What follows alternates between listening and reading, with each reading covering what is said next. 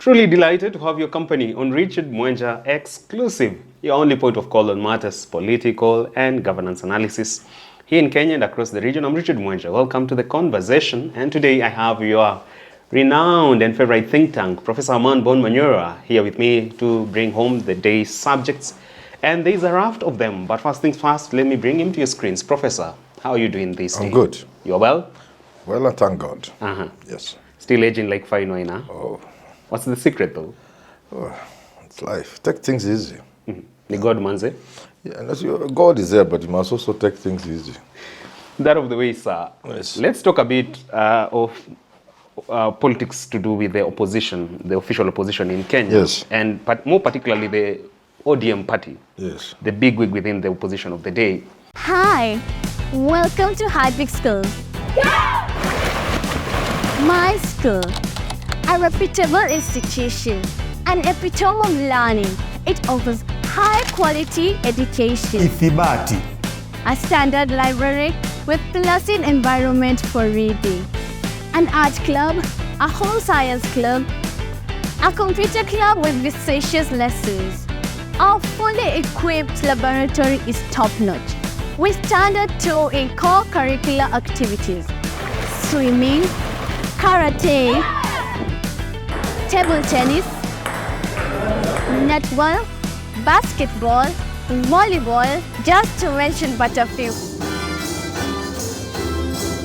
To enroll your child, contact us through 0728 040 883 or 0770 587 921.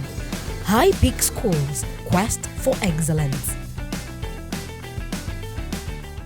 We saw Honorable Junet Mohammed come forth and say that it shall be considered an act of treason for anyone who is out there to disinherit Raila Odinga. And many have interpreted that as an indirect jab at Embakasi East Member of Parliament Babu Owino. Let's first begin from the general perspective. Is that an act of treason trying to dethrone Raila Odinga? Yes, treason applies to a country and ODM is not Kenyan. So that, of course, it's just a matter of speaking. It's just metaphorical. Just to mean treason the highest crime, okay, that receives the highest form of punishment. That means he's saying in ODM to imagine, like Njonjo told Kenya, to imagine the death of the president. Then Mzee Jomo Kenyatta was treasonable. We were shocked. The thought of it alone. Yeah, to imagine, to contemplate, to encompass, and he used all those words in English and in law. We were shocked. Even to sit somewhere and imagine Kenyatta can die, that was treasonable, punishable by death. Hey, John just scared us. So what Junet is saying that those who are trying to think they can get Raila's seat, forget Raila is still around. That's what you're saying. And obviously, like you say, it's about Babu Owino. But he can't be happy. The crowd just wanted nobody but Babu. True. Babu, Babu, they just until, is it millions? Wacha Babu aongee. Otherwise, there will be no peace. There will be no peace. The guy has taken the ground by storm. Like, and we said it. Yeah. So let me ask, Junet Mohammed is speaking so because he finds Babu Owino to be a threat to the old guards within ODM party. Yes. So then what has catapulted Babu Owino to this level whereby he can give such old guards a run for their money? What Babu has done is what some politicians have done. Which is? They look at the ground. They look at the disenfranchised, the downtrodden, the suffering, and they become the beacon of hope. They provide hope. They reach those people. They touch them, like Trump and these people. You touch people. When things are so bad in our country, there is always a huge percentage of the population that's associate their pain and suffering, misery, hunger and everything, joblessness to some people. In America, the swamp in Washington. In some places like here, the leadership of the country. So then Babu Owino appeals to that constituency. And he's doing it very well. But the same would have been said of now CS John Mbadi. A while ago, he was also that beacon of hope. No, but now he's the biggest defender of government. Mbadi never got anywhere near where Babu is. Babu is in another space. Do you see Babu also transition to that level whereby he also becomes part of those defending the alleged oppressor? We have said it before in one of your shows. We have said we have seen people. We don't want to mention them. They know themselves. Some have talked about them publicly.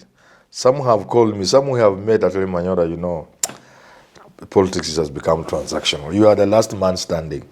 You continue fighting for the country. So it's not easy, and I don't want to blame anybody. Yeah.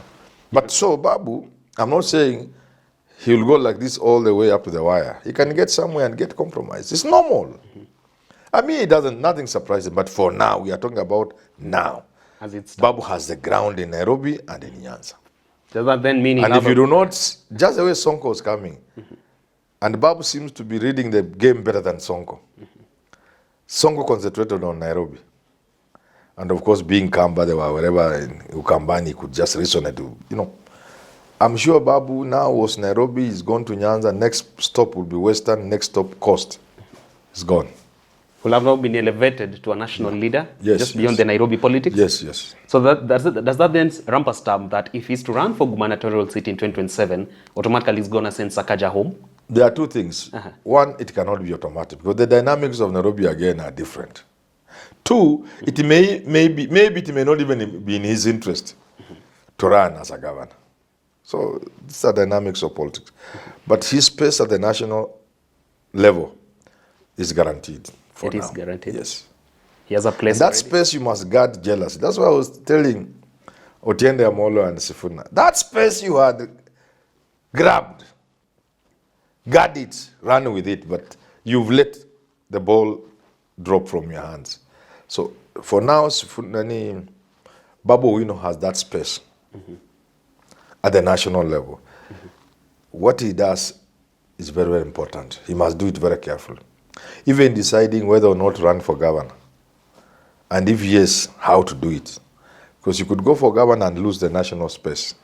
You've brought forth the correlation between Babu Owino and Edwin Suuna and Otiende Amolo. Yes. And I want to understand, you say that... And you remember in that function, Otiende Amolo was one of the people who were being shouted down. Absolutely. Yeah. So I'm then curious to understand, where did the rain start beating Edwin Suuna? At what point did he miss the true north? I don't blame Edwin Suuna. Edwin Suuna is between a rock and a hard place. And hard place. You see, as a person, he stands for something. And that is he's demonstrated beyond doubt. But again, as a young politician without his own resources, he must surrogate around.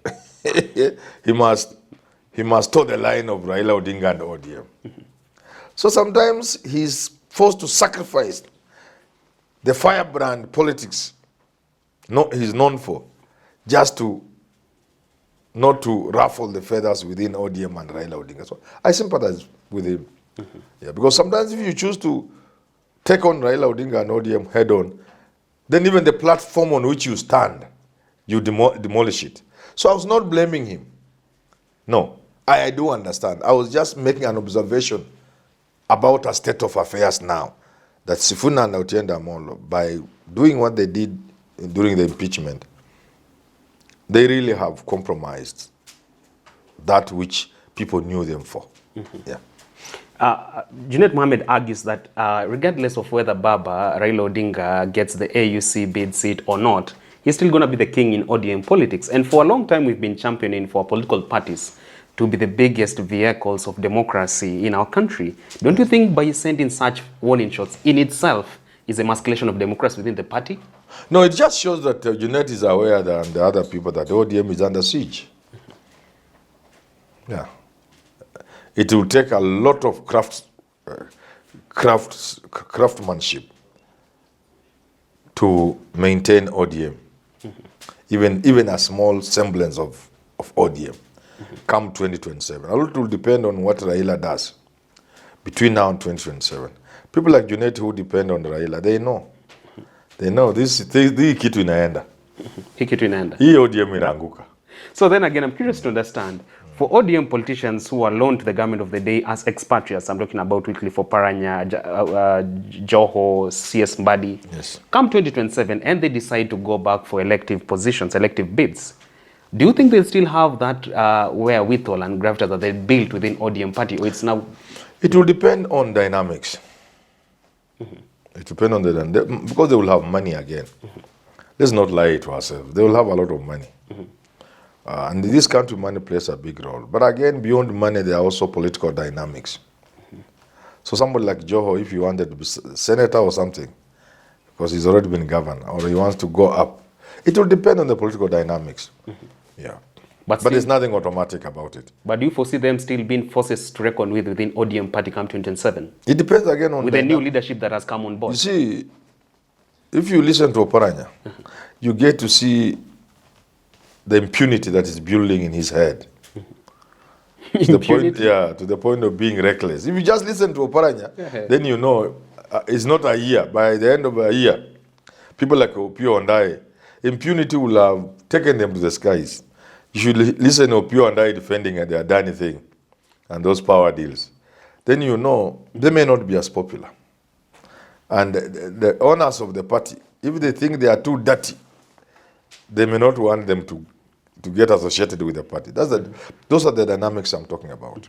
You've talked about impunity building up in their element, yes, or rather in their stature. And I want to understand, is it coming because of juvenile excitement that comes with power? Yeah, power. You know, let me tell you, and I've told many people, because I know it myself. Success is not easy to handle. Na Waswahili walisema kichwa cha kuku akistahili kilemba. Kichwa cha kuku akistahili kilemba. How can you turbine round a head, a chicken head? It's not possible. So these people are just chicken. And then you give them big jobs. The other day I was talking about vice chancellors. Somebody called me and I told him, I mean exactly that. Most of these people do not have the capacity for the jobs they are doing. So it's very easy to be consumed by power. Yeah. And today now they are defending government. Yes, did you see that coming, by the way? Of course. I'm not surprised. I know. Nothing surprised. I know these people. They are weak people. Casualties of the struggle. They are as hollow as bamboo tree, you know? And there's nothing. So they must fill the outside with bravado and what and showmanship, the cars they drive, including the girls they move. It's part of it. So, but they're just hollow people. They are nothing inside them. So people like those are knocked down by power. You give a man success or power, even success in athletics, that comes with international fame, world fame, and with a dollar to back. How many athletes have gone down because of that? Success is not easy to handle. It is easier to fight your way to success than to handle success at whatever level. Success is not something easy to handle. Power is not easy to handle. And like it has been said and echoed by Michelle Obama, power does not make you anything. It just reveals who you are. Success just shows, kumbe Richard alikuwa hivi.